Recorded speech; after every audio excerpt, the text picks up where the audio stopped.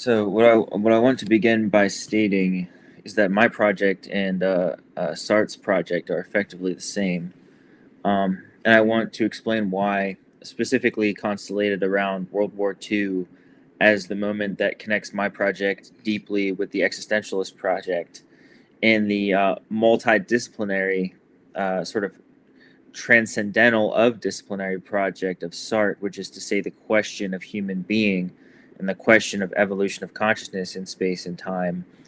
Um, the marker that reveals this in history phenomenologically, again through baseball and through culture, is the American civilizational. It's almost unspoken or implicit that baseball will continue, right? Is that baseball in a deeper sense, even through the largest fracture of violence. I think there's a Eric Fromm quote where he says, "Violence is the last refuge of the incompetent."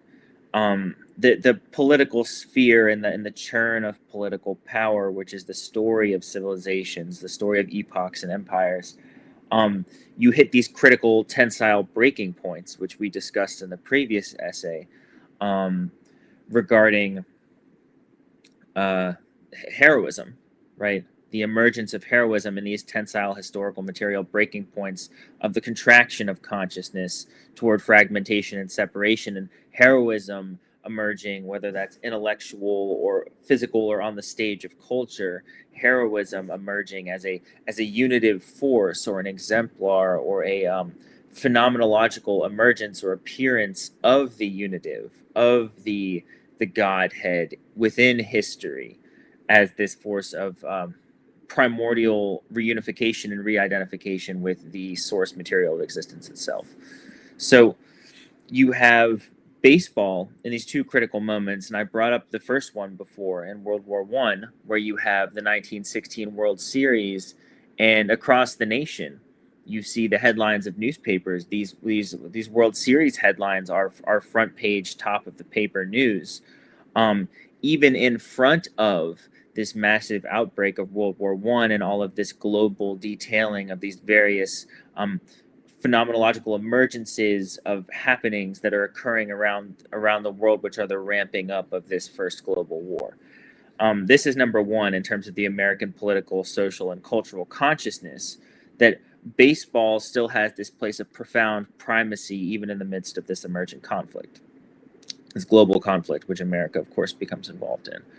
And then you have in World War II, um, much to a similar effect, but you see even more so the profound investment, even as many of the game's most prominent players go off into the war effort, similar to World War One. Christy Mathewson, Grover Cleveland Alexander, and in World War II, Ted Williams, um, Hank Greenberg, etc.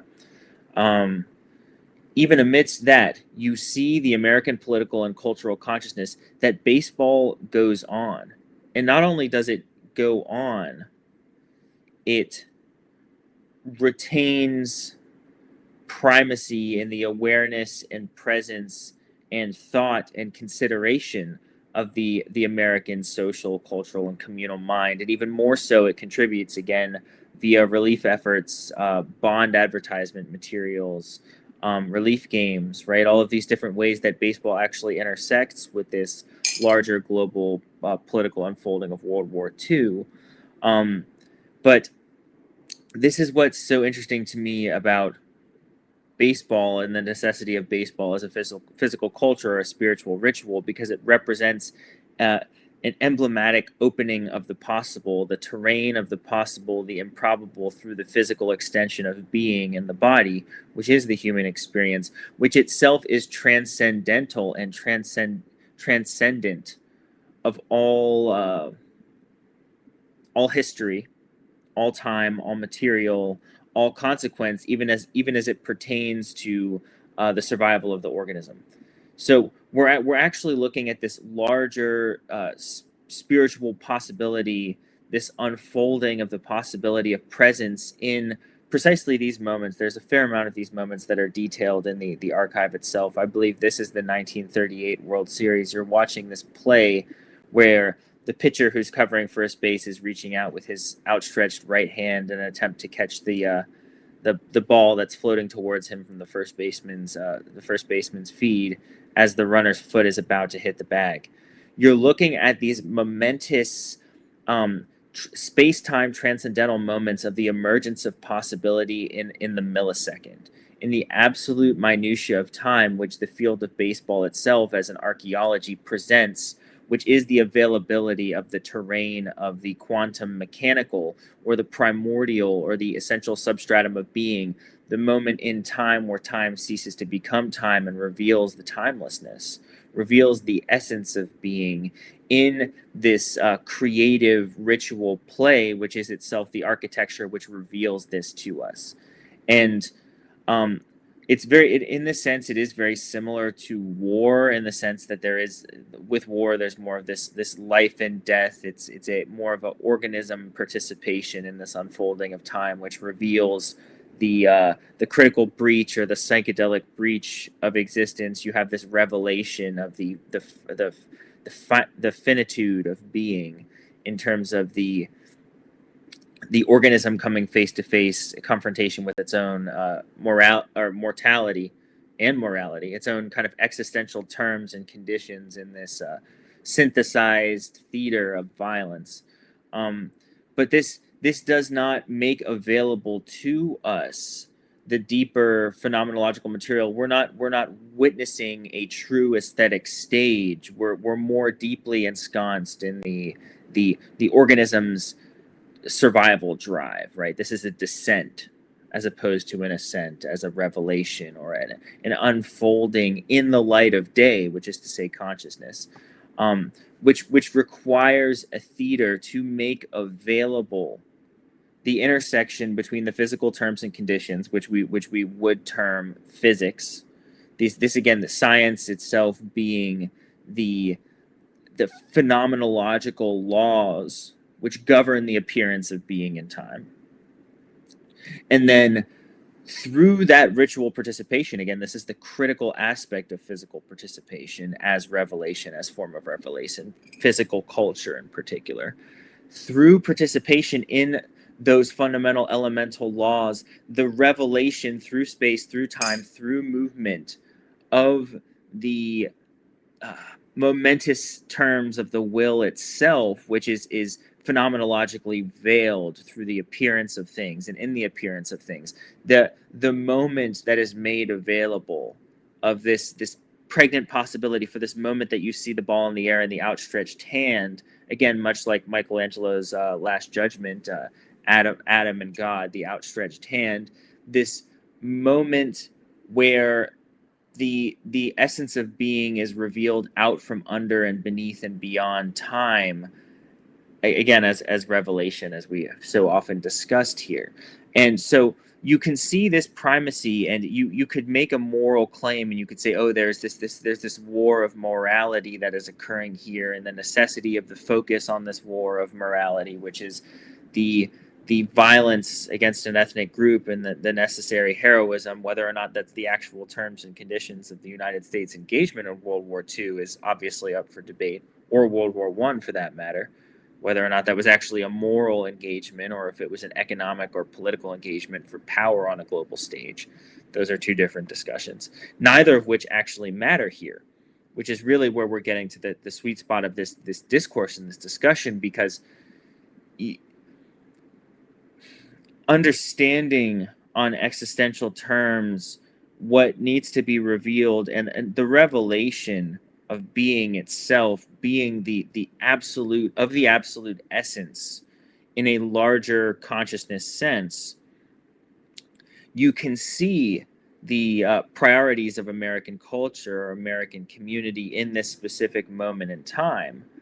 And the reason that you can see that and observe it so powerfully is simply through the way that the American public engages with baseball through these wartime efforts, right? We have to ask ourselves. I think that meaning emerges very naturally. It doesn't need to be forced. It doesn't need to be convinced.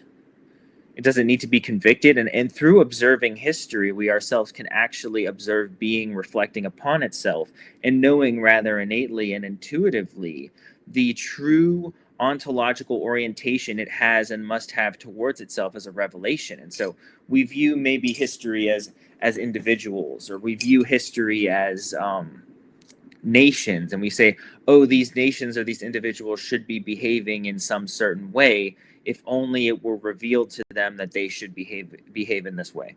um, my register of that is no, individuals are behaving in the way that being is ontologically calling them back to themselves itself. And so to analyze and to reflect upon historical material culture and historical material civilizations is to actually realize being itself before itself, interconnecting all of these seemingly disparate civilizations and their archetypes, their foundations of meaning, their cultural symbols and signifiers, and unifying them integrally in a larger metaphysical realization and identification of this understanding of this is how being is fundamentally ontologically oriented towards itself, receiving itself, perceiving itself. And as such, we are making available the truth just by acknowledging history, not by asserting an opinion or an interpretation, or history and being should actually be oriented this way toward this XYZ value or concept or idea, but rather that history is always emerging naturally, the terms and conditions of being, and to observe that is actually the skeleton key which turns the lock of being itself and the revelation of being in time. Right? So when we look at these two critical moments in the larger architecture of American civilization and global world civilization and modernity itself, globalization, World War I and World War II, probably the two most important events in globalization as it occurs, as a pretty much just strictly a 20th into the 21st century phenomenon of the rapid scaling of the integration of the entire network of global civilizations and communities through the internet, through digital technology, through airplanes, through cars, right, through various different forms of advanced information transportation, both of bodies and of digital or wire-based material, whether that's images, text, symbols, data, etc. So looking at those two moments and seeing the ontological orientation, I mean, there could be this approach of horror that you could say the people should have been and should be dedicated and devoted towards this highly moralistic cause, which is the rescuing of the global human condition. And it's a viable claim, right? I mean, obviously, you could construct a significant, sophisticated, and pretty straightforward moral argument toward that orientation of purpose in a larger humanistic sense, and to say all of these efforts should be dedicated toward this purpose, which is at large a rescue of humanity. And I think maybe one of the more difficult angles or avenues or venues to pursue there is to say there's actually this ontological revelation of being which is occurring in time and real time all of the time, and in the most critical moments of fracture and contraction in consciousness, at least as we observe on a species level, which is to say the outbreak of a mass world war, right, which is implicating every single kind of land-based culture and regional community and global civilization in this larger struggle, whether that's for political primacy and power or control of information or establishment of legalistic terms and boundaries of different places and spaces on this global map of ethnicities and cultures. When you actually look at what happened and what is happening, you see critically through the media that is produced and being produced in these periods of time, the redoubled emphasis and importance on baseball, especially in American history. And you could say, oh, this is an attempt to make a distraction or create a distraction or an escape. And again, in some ways, that is correct, in my opinion and my vantage of the situation historically and materially. But in another, I think, far greater in more profound sense, this is a redoubled effort of the true orientation, again, the unforced orientation in a moment of political contraction and historical and economic and social contraction toward the truth of being, the the profound, I'll say, native ethnicity of being, the absolute essence of being itself, which is the revelation of being in time, the formless essential in time, through the gravitational pull of the cultural artifact and the cultural object, the cultural ritual and the cultural repetition, which makes available this transcendental object in time. Again, critically through time. And I would say this is the highest endeavor and effort of human experience, which is toward the aesthetic transcendental object in time, which is graspable and is grasped through this aesthetic, cultural, ritual practice and participation, which, as in this moment, which is being depicted in this photograph, critically during the outbreak of World War II, making available, as stated in the last essay, the fullness of the powers in time in a way that the human experience is transformed, it's transmuted and made transcendental through its participation in this native ethnicity, this primordial ethnicity of being in space and in time, beyond space and beyond time, through this moment, which is, we call it the kairotic moment. Through this moment, the eternal is revealed. The eternal is made visible, made possible, and this is, as we discussed again in the last essay, the entrance of the heroic. It's the opening of the aperture of the heroic dimension, which itself is indistinguishable from the mythic dimension. And when those apertures are opened or revealed, that is what makes meaning possible in human being, right? So you could say, again, maybe there's a biologically and chemically oriented meaning in human being, which is to say hormonal, which is to say sexually reproductive, which is to say in terms of the pleasure of the senses, which again, this form of hedonism is not necessarily so much a revelation of being as it is a high aesthetic practice, as much as it is a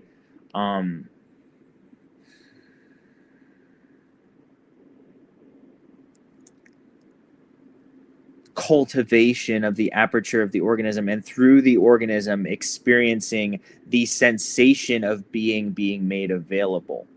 But this is not a phenomenological appearance of being in the sense that we would talk about the incarnation of Christ, for instance, is a great example. That's a phenomenological cultural emergence of being in time, which is made readily available, physical and apparent to existence to reflect upon itself, and thus reveal beneath the clothes and the garments and the feast of the senses something apocalyptically profound.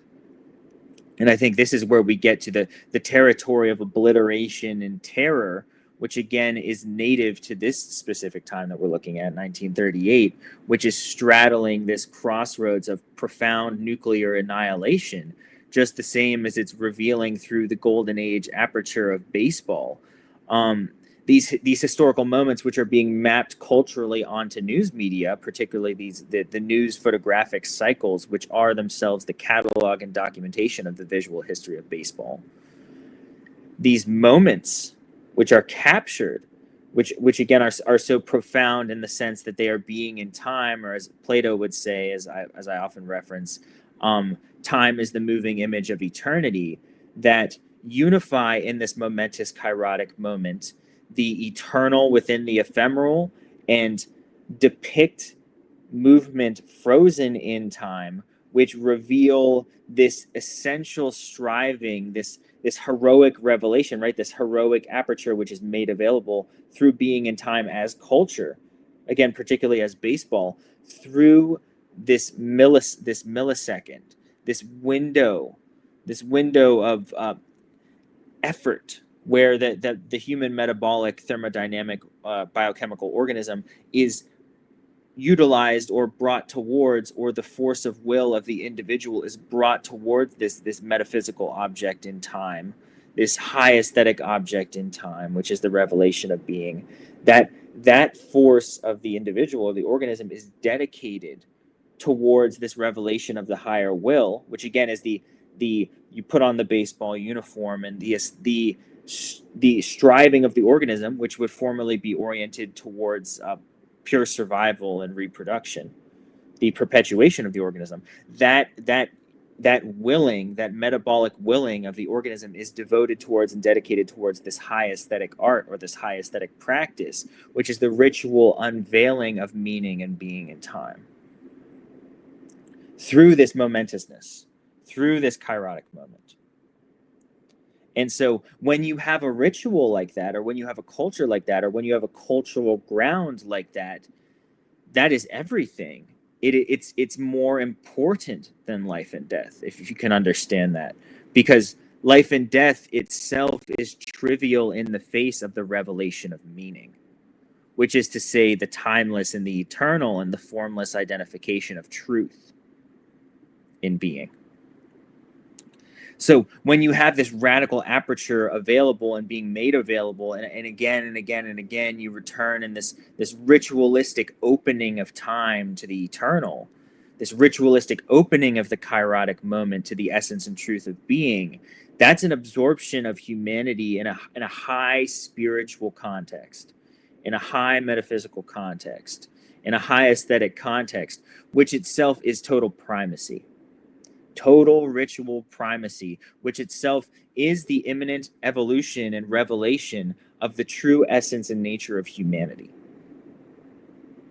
And so this is of the utmost necessity. This is the transcendental function. This is the transcendental high art of culture. This is what civilizations strive for millennia towards. This is at the end of the day, this is the most important purpose and function of civilization, because it's the creation of the ritual cultural aperture, which avails us much in the way of the sense of the Egyptian mystery school. It avails us of the higher teleological, ontological purpose of being, and provides us with a locus to achieve and realize and be present with that identity in real time, and to embody that identity, to wear that identity, and as such to so thoroughly become it that we are in that moment and every moment forward in terms of our ritual participation in this essential stratum of culture. We are become that. So this is just the critical importance of culture as it pertains to revelation, as it pertains to human self-realization, which is to say the transcendental revelation and realization of being in real time, again, in space, in time, through the function of participation. And so culture is the aestheticization of the metabolic and thermodynamic and thermonuclear architecture of the human being. It is the appearance of that will and the orientation of that will through the cultural aperture, which makes available through perception and experience, literal embodied experience, that revelation. So we experience the revelation of being. We're not reading about it. We're not hearing about it. We're not having it represented or symbolized before us. We are ourselves within it. In that revelation, again, the transcendental is being made clear and apparent. This is the function of psychedelia, or the psychedelic revelation as a historical phenomenon. This is the same as Ezekiel, or Jacob's ladder, Ezekiel's wheel, or Jacob's ladder. This is the prophetic mystical revelation of being, whether that's through a prophetic dream or a prophetic vision, or culture as a ritual aperture through which it's advanced high aesthetic or high art architecture. It creates and primes the environment. It primes the ecosystem. It primes the space of the stadium for revelation. So this is something that, again, is in a situation like 1938, World War II, and baseball. You can see through war, you're having this revelation of biological terror, right? And so you could say this is some sort of strange or perverted revelation of humanity in the sense of the revelation of mortality. But you can see in terms of the way that humanity consistently and continually orients itself toward the cultural aperture, which makes available the transcendental, right? Where even if you wanted to say historically through the importance of religion or religious iconography in terms of the entire history of Western art, right? The importance of liturgical um, imagery and artifacts in Western art history. The civilization itself is seeking for that window and aperture, and even if it is only provided representationally or symbolically, this is still a high art or a high value in a civilizational sense, because it is providing even the possible image of transcendence. Do you understand that? Liturgical images of Christ, Byzantine images of Christ. This is the symbolic representational presence of the possibility of the transcendent and the transcendental, right? This is the symbolic importance of Christ in the history of Western civilization. But if you want to take that and actually bring it into the body, which again is the embodied revelation of Christ, the embodied presence of I am the Godhead, or I am the presence of the Godhead within incarnation and embodiment, and the realization of that in a real spiritual metaphysical context, in a real cosmological context, you need to have the cultural ritual or the apparatus which makes available through the staging, through the ritual architecture of its appearance and occurrence and its presence. You enter into that participatorily, whether that's on the field or within the stadium architecture, and you have the real-time experience of the revelation of the transcendental, of being in time, and you are participating in that unfolding. This is the critical aspect, and this is the high transcendental ontological truth and revelation that is necessary and above and beyond in terms of being the highest value itself in a humanistic sense. This is transcendental of humanity while incorporating humanity, which is to say that all of humanity's drives themselves are, again, as I said before, are dedicated toward this ontological end, even if they do not appear to be so imminently. The drive to reproduction, the drive to consumption, right? The drive to survival. The question is why?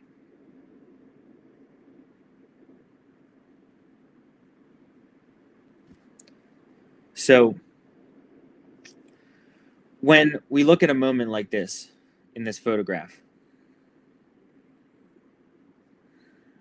again, amidst the utter outbreak and chaos and calamity of World War II, which is the most massive and catastrophic world war, which culminates in a technological revolution of the atom bomb, which is the phenomenological appearance of quantum mechanics in time, which is fascinating, considering exactly what we are talking about here.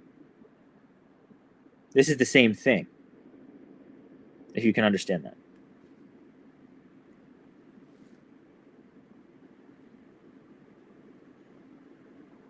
But what we're looking at here is a real advancement of human consciousness. Because when we have that revelation, when we have that psychedelic revelation of being in time, in terms of a witnessing of the essential, a witnessing of the existential fundamental, the a priori behind all appearance, behind all humanity, behind all existence, within the aperture and the realm of the human, it's being made available to us in the kairotic moment, which is the opening of the transcendental, mythic, heroic realm and dimension. When we have that revelation, our orientation toward life changes. Because we've had a revelation of the timeless. We've had a revelation of the object at the end of time, the transcendental object at the end of time, as Terence McKenna says. It's a profound way of visualizing and synthesizing this, because when time has been realized, when history has been realized in the Hegelian rupture, which is the singularity, as is termed within Hegel's work. It's the moment in which the end of history occurs. Again, with Walter Benjamin, or the historical materialistic terms of the conception of existence, when being has been resolved in time, and is being shown as resolved in time as the apocalyptic phenomenological emergence of the event, or the opening, or the aperture which realizes being in time. This is a profound form of self-realization, which is realizable phenomenologically on the plane of the apparent, which is, it can be seen, observed, and beyond that, participated in, embodied, and experienced. So we're talking about transcendental realization being made available through culture, through ritual culture, through the architecture of culture, which presents the kairotic moment as an opening for the participation in and embodiment of the transcendental.